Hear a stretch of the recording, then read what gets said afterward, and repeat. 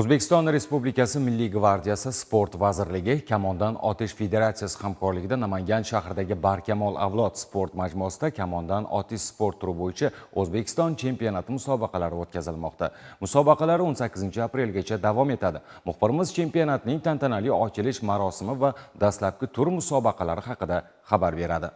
Namangan shahri mezbonlik qilayotgan sportning kamondan otish turi bo'yicha o'smirlar o'rtasidagi O'zbekiston chempionati musobaqalarida 160 nafardan ziyod professional va havaskor sportchilar kuch va imkoniyatlarini yana bir bor sinovdan o'tkazmoqdalar. Sportning qadimiy, navqiron turi hisoblangan kamondan otish seksiyalar soni 45 tadan 686 taga, shug'ullanuvchilar soni esa 510 nafardan 12 ming nafarga yetdi. Bu esa yoshlarning qiziqish va intilishlari tobora ortib borayotganidan dalolatdir. Ayniqsa Parij Olimpiadasida yurtimiz kamonchilari ham mundial bahslarda munosib ishtirok etdilar. Musobaqaning tantanali ochilish marosimida ta'kidlangandek, sportning kamondan otish turi mamlakatimizda tobora ommalashib bormoqda. Yoshlarni vatanparvarlik ruhida tarbiyalash, sportning ommaviyligini oshirish, sog'lom turmush tarzini qaror toptirishda sportning ahamiyati katta ekanligi alohida ta'kidlandi. Musobaqada Qoraqalpog'iston Respublikasi, Toshkent shahri va barcha viloyatlar vakillari ishtirok etmoqdalar.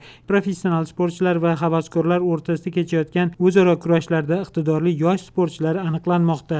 Men o'q otish sport turine 3 yildan beri qatnayman. Ham O'zbekistonda o'tkazilgan chempionat ham kuboklarda silo o'rinlar olib kelmoqdaman. Bugungi bo'lib o'tayotgan Namangandagi jarishlarda silo o'rinlar olishga harakat etaman. Ham bu jarishlarda o'tkazib berayotgan federatsiyamiz boshchilarina, prezidentimizga mingdan-ming alqis aytib qolaman.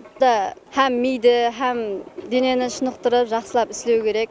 Qo'l qaltiramaw, ham oyoq, ham mezatni bilib, so'ni ishlash kerak. Yana o'g'jayning texnikalarini ham o'rganib, yaxshilab harakat etish kerak. Xalq dostonlarida madh etilgan milliy qahramonlarimiz To'maris, Alpomish va Barchinoylarning chin ma'nodagi izdoshlari yetishib chiqyapti. Bu esa kelajagimiz vorislarini vatanparvarlik ruhida tarbiyalashda muhim o'rin tutadi. Musobaqaning dastlabki kunida kamonchilar belgilangan masofadan turib nishonga otish bo'yicha o'z mahoratlarini namoyish etdilar. 1 yildan beri shug'ullanib kelaman, natijalarim bor.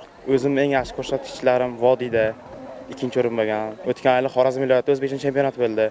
Bu yerda jamoamiz bilan borib yaxshi natija qilib keldik. Bu yilgi niyatimiz ham O'zbekiston chempioni bo'lish. Jamoamiz bilan 2028-yilda Los Anjelesda bo'ladigan Olimpiadaga musobaqaga borish niyatimiz bor. Sportning Olimpiya o'yinlari tasnifiga kiritilgan kamondan otish turi bo'yicha vakillarimiz xalqaro turnirlarda ham munosib o'rinlarni egallab kelishmoqda. Ularning bugungi yutuqlari kelgusida Osiyo, Jahon chempionatlari va yozgi Olimpiya o'yinlariga tayyorgarlik ko'rish va seleksiya ishlarini yo'lga qo'yishda o'ziga xos ahamiyat kasb etadi.